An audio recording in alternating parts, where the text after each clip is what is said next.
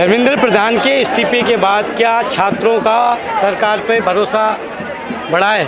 बिल्कुल बढ़ा है, बढ़ा नहीं तो घटा भी नहीं और घटना भी नहीं चाहिए कहीं न कहीं। मतलब एक स्टेबिलिटी ज़रूरी था, होना चाहिए था और वो हुआ है, मगर इतना है कि देर हो गया।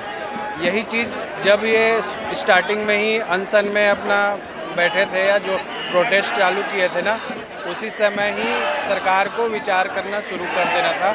अपने लेवल में ही इसको मान के मना के जो भी है सॉर्ट आउट कर लेना था। इनको लगा कि अभी कोई ख़ास बड़ा ऐसा नहीं है, कॉकरोच ऐसे ऑनलाइन से जो भी बना है कोई बड़ा ऐसे इशू होगा नहीं। जब 20 तारीख को इन लोग ने सबको इधर आने के लिए बोला जंतर मंतर में, तो उसमें भी इन लोग हल्के में ही ले लिए कि कोई ख़ास ऐसा कुछ होना नहीं। बाकी धीरे धीरे चीज़ें बदली और ये बहुत बड़ा एक विकराल रूप ले लिया।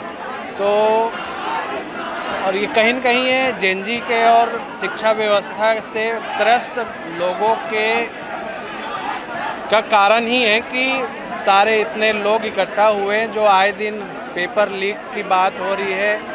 मैं खुद समझ सकता हूँ कि मेरे भी जो आसपास रहने वाले लोग हैं उनके भी बच्चे नीट की तैयारी कर रहे हैं, तो जब ये लीक हुआ तो उन पे क्या असर हुआ मैं बहुत भली भांति इस चीज़ को समझ सकता हूँ। नए शिक्षा मंत्री के सामने किस किस प्रकार की चुनौती आ सकती हैं? चुनौती तो उनको आनी ही नहीं चाहिए मेरे ख्याल से। चुनौती क्यों आएगी? चुनौती का कोई कारण ही नहीं है। जो शिक्षा व्यवस्था का एक अच्छा सोर्स है वो पूरा करे, ज़रूरतें हैं वो पूरा करे। स्कूलें बंद हो रही है, उसको ये स्कूल बंद करके किसी देश का तरक्की या विकास नहीं हुआ है। पढ़ेंगे लिखेंगे तभी इस देश के भविष्य का। अच्छा, आपको रोज़गार देने की ज़रूरत भी नहीं। जो एजुकेटेड है ना वो अपने आप इनकम के सोर्स अपना उनको पता है वो कर लेते हैं जी। तो इसके लिए स्पेशल प्रेशर बनाने की कोई ज़रूरत नहीं है। वो अपना इनकम खुद ही जनरेट कर लेते हैं जो पढ़े लिखे होते हैं। दूसरी बात, उनके घर परिवार का जो माहौल है वो बहुत एक अलग लेवल का होता है। कहाँ से आए आप? मैं छत्तीसगढ़ का हूँ। छत्तीसगढ़ से इस प्रोटेस्ट में साथ देने के लिए आए हैं? बिल्कुल बिल्कुल। कितना समय हो गया आपको? मैं वैसे तो 20 को आया था, कल आया था और आज आया हूँ। तो आज मुझे पता है कुछ होने वाला नहीं। एक होता है ना, मैं जो भी जितना मुझे जोश है तो वो माहौल देख के बेसिकली मैं ना यहाँ शिक्षा को लेकर ही आया हूँ। किसी राजनीति मुद्दे राहुल मोदी या बीजेपी कांग्रेस ऐसा कोई मेरा कोई मोटो नहीं था। सिर्फ शिक्षा का पारदर्शिता है, वो स्टैंडर्ड हो, वो अच्छा हो, अलग लेवल का हो और उसमें बच्चों को फ़ायदा हो। मेरा यही था सिद्धांत आने का। तो आज आने का मोटिव आपका सफल हुआ? बिल्कुल सफल हुआ। और मैं कट्टर बीजेपी सपोर्टर हूँ। मेरे दादा परदादा सारे आज तक बीजेपी को ही वोट देते आए हैं। मैंने भी अभी तीसरी बार खुद मोदी जी को वोट दिया हूँ। मगर इसका मतलब ये नहीं कि अपने हक की जो बात है या हमें जहाँ गलत लग रहा है उसमें भी हम आवाज़ ना उठाएं। मुझे लगता है कहीं न कहीं ये हमारा अधिकार है, हमने उनको चुना है और वो हमारी परेशानी को हम उनको नहीं बताएंगे तो किन को बताएंगे? सही बात है। इसी भरोसे से हम उनको देश के सर्वोच्च पद पे विराजमान कराए हैं। आगे भी वोट दोगे आप बीजेपी के लिए? अच्छा, बिल्कुल बिल्कुल देंगे। और इसमें मैं फिर से वही बोल रहा हूँ, मैं कार्य क्षेत्र को देख के ही कोई डिसीजन लेता हूँ। बाकी 12 साल में पहली बार किसी मोदी के सरकार में प्रोटेस्ट में या किसी आंदोलन में शामिल हुआ हूँ। तो जब ज़रूरत हुआ मुझे लगा कि अब आना चाहिए तो मैं आया हूँ। बिल्कुल। धन्यवाद, बहुत बहुत धन्यवाद। आपने हमारा बात को सुना और अपनी बातें कही। आज के यंगस्टर्स के लिए आप क्या कहना चाहोगे जो यहाँ पे जितने भी आए हुए हैं?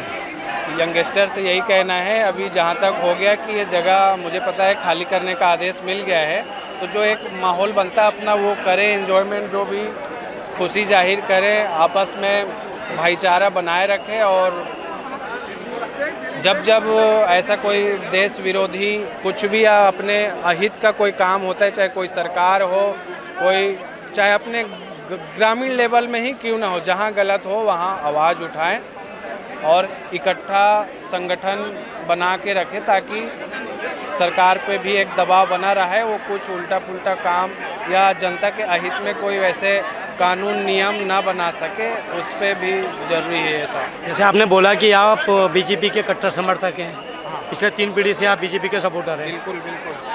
कैसा फील हुआ जब धर्मेंद्र प्रधान का इस्तीफे की खबर आपके सामने आई और कानों में?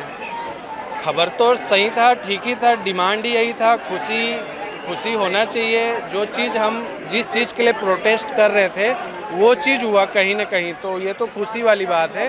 और ये इसका इस्तीफा देना ये इम्पोर्टेंट नहीं था, इम्पोर्टेंट ये है कि इस्तीफा से और जो आने वाले मंत्री नेता है उनको इस चीज़ का असर होगा कि अगर हम गलत करेंगे तो जनता क्या कर सकती है हमारे लिए। अगर हमें बैठाए हैं गद्दी पे तो उतार भी सकते हैं वो, तो हमें जनता के जो ज़रूरत है, हित है, उसके हिसाब से हमें काम करना है, ना कि मनमर्जी या गुंडागर्दी। तो भारतीय जनता पार्टी के लिए इतना झटका काफ़ी है, आप ये कहना चाहते हैं? झटका काफ़ी है भी और नहीं भी, आगे भी झटका मिलते रहना चाहिए। उनको अपनी औकात जो है वो पता होना चाहिए, किसी की भी हो, कोई भी आए सरकार में, कोई भी रहे, उनको उनकी औकात पता होना चाहिए। क्या वो जनता से बड़े, लोकतंत्र से बड़े कोई पार्टी नहीं है।